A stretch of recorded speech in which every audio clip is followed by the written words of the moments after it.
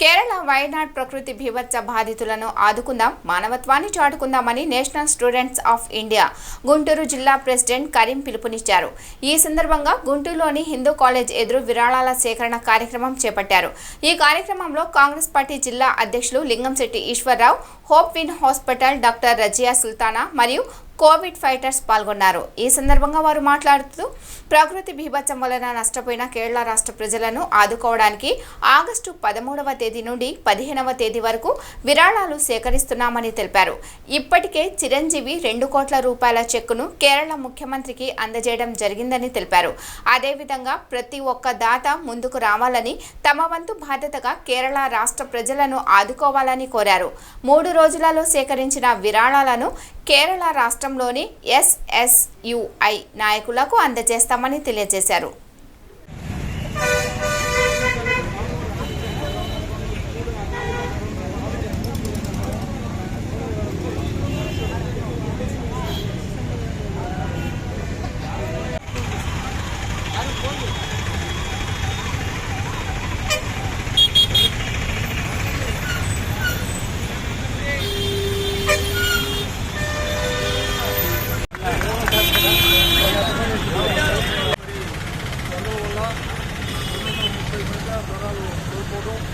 అనేక మంది మరి ఇల్లు కోల్పోవడం, అదే లక్ష రూపాయల కోల్పోవడం ఇవన్నీ జరిగింది.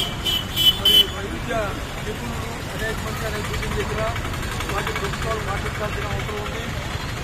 ముందు ఇలాంటి ప్రభుత్వ వైద్యాలు వచ్చా కూడా తక్కువ శక్తిగా ఎదగాల్సిన అవసరం ఉంది. మనం చేసుకుంటూ వారి కుటుంబాలకి సానుభూతిని తెలియపరుస్తూ వాళ్ళ భారతదేశం మొత్తం అనేక రకాల సహాయ సహకారాలు అందించడం జరిగింది.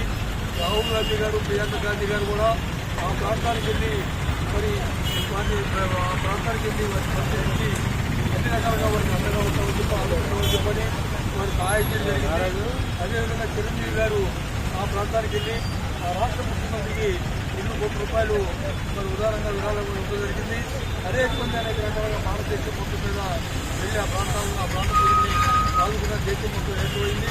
అదేవిధంగా కాంగ్రెస్ పార్టీ ఎప్పుడూ కూడా ప్రజల కోసం ప్రజల మధ్యనే ఉంటుందని చెప్పని రాహుల్ గాంధీ గారు, ప్రియాంక గాంధీ గారు కానీ నిరూపించడం మరోసారి తెలియపరుస్తూ వారికి ధన్యవాదాలు తెలియపరుస్తూ మరి వారికి వారి కుటుంబాలకి సానుభూతి సంతాపం తెలియపరుస్తూ ఇప్పుడు NSI కరీం గారు మొట్టమొదటి కూడా విద్యార్థి నాయకులు ఉండి అనేక కార్యక్రమాలు చేస్తూ ప్రజల పనులు పొంది రాష్ట్రంలోనే దేశంలోనే మరి అడిగేలోనే మరి జిల్లా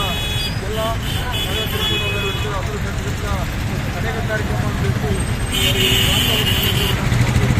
అదే సుల్తానా గారు ప్రముఖ వైద్యురాలు, కాబట్టి డాక్టర్ గారు మరి వారి ప్రభుత్వం అల్లాపక్ గారు ఇప్పుడు కోవిడ్ టైంలో వారి చేసిన సేవలు ప్రజల్లో వారి కార్యక్రమంలో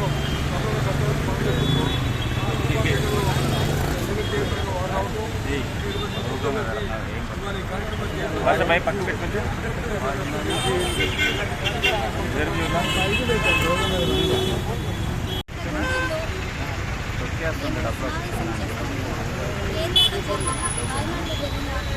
ఒకదాని తర్వాత ఒకటి వచ్చి గవర్నమెంట్ అని కాదు, ప్రైవేట్ ప్రాపర్టీస్ ఎన్నో ధ్వంసం చేయడం ఎక్కడైతే ఇదంతా వికృతులు జరుగుతున్నాయో 350 పైగా జనాలు మరణించడం అండ్ ఎంతో మిలియన్స్ ఆఫ్ ఫ్యామిలీస్ డిస్ప్లేస్ అవ్వడం అండ్ చాలామంది వాళ్ళ ప్రాపర్టీస్ కోల్పోయి వాళ్ళ ఉద్యోగాలు కోల్పోయి